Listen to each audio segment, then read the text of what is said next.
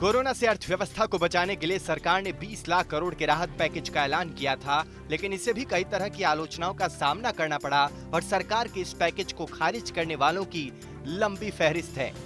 लेकिन अब सड़क परिवहन और राजमार्ग मंत्री नितिन गडकरी ने कोरोना के कहर से उबरने के लिए इकोनॉमी को 50 से 60 लाख करोड़ के विदेशी निवेश की जरूरत का अनुमान लगाया है।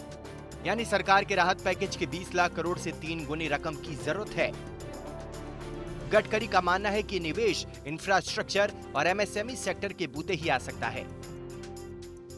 Where we need to increase our export and reduce our import. The innovation, entrepreneurship, science, technology, research, skill, and successful practices, we name it as knowledge, and conversion of knowledge into wealth is the future for the country. At the same time, we need to have foreign investment, and that is also possible. Gadkari का कहना है कि infrastructure में निवेश के विकल्पों के तौर पर हाईवेज, एयरपोर्ट्स, जलमार्ग, railway, logistic park, broad gauge metro होंगी। इसके साथ ही उन्होंने एमएसएमई बैंक और एनबीएफसीज में भी एफडीआई की जरूरत पर जोर दिया। गुरुवार को वीवीडीएन के ग्लोबल इनोवेशन पार्क का वीडियो कॉन्फ्रेंसिंग से उद्घाटन करते हुए गडकरी ने इसे आत्मनिर्भर भारत की तरफ उठाया गया बड़ा कदम बताया।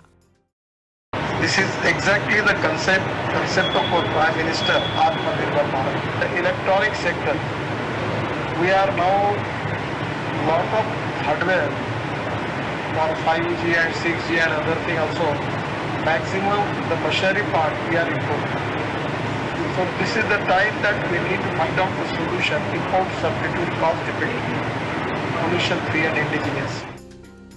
हाईटेक इलेक्ट्रॉनिक प्रोडक्ट्स और कंपोनेंट्स की डिजाइनिंग और मैन्युफैक्चरिंग भारत में शुरू होने को एक बड़ी वैश्विक सफलता के तौर पर देखा जा रहा है। पीएम मोदी ने भी इस मौके के लिए अपनी शुभकामनाएं भेजी हैं। कंपनी अगले 3 साल में सेंटर के जरिए 1 लाख रोजगार देने का दावा कर रही है। इस फैसिलिटी के थ्रू हम 5G, वाईफाई, नेटवर्किंग और कैमरा में बहुत सारे इनोवेटिव प्रोडक्ट डिज़ाइन करेंगे और मैन्युफैक्चर करेंगे। हम अगले 5 साल में 1 लाख जॉब्स और क्रिएट करने की क्षमता रखते हैं।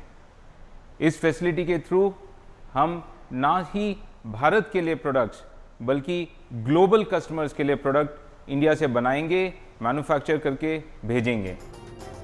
लॉकडाउन की मुश्किल के बीच भी इस तरह की यूनिट का शुरू किया जाना अपने आप में एक बड़ा संदेश है।